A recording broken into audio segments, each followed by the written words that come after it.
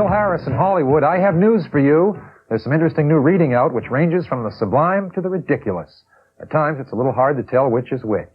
The woman who was there beside John Wayne for the last 7 years of his life has written Duke, a love story from Athenaeum Press.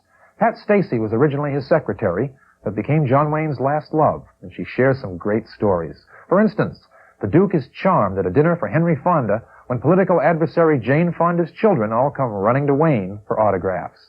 Or, signaling a period of better health between surgeries, Wayne is screaming at Walter Cronkite, who's calmly delivering the news on the Duke's television. Duke, a love story, is not a kiss-and-tell book by any means, and I liked it. Pat Stacey must be some lady, because her fellow is some man. I know we probably don't need another film book, but this one is fun as the Film Yearbook 1983 makes its debut from Grove Press.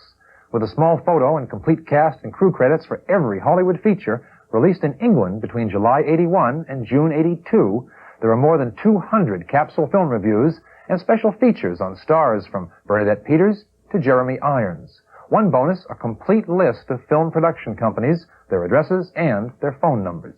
And my own favorite section, some well-chosen quotes. For example, says Jack Lemmon, "The worst part about being me is when people want me to make them laugh." Or Harrison Ford, "An actor has to go to either Los Angeles or New York. I flipped a coin which came up New York. So I flipped it again." More anecdotes about our first family this time, more than I'd thought possible or prudent to publish, are in a new volume titled Make Believe from Harper & Row. Whether it's Nancy as a struggling young actress filching dinner rolls on dates at a posh New York restaurant, or details about the president's dating life between marriages, or the time Mr. Reagan returned his son to the home of ex-wife Jane Wyman along with a goat the boy wanted to keep, and left them both on the doorstep.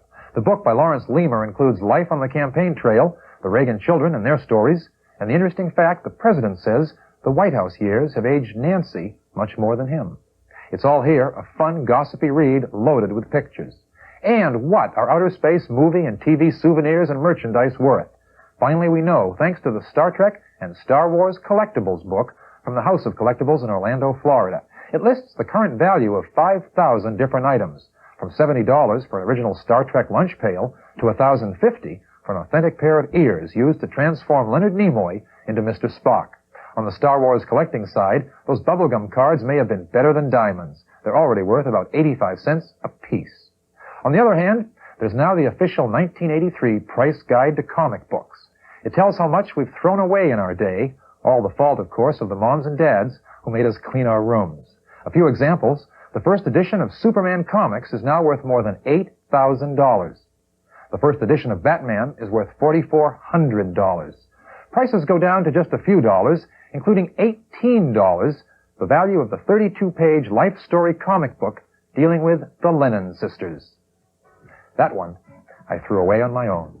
Bill Harris in Hollywood, I thank you. We'll talk again.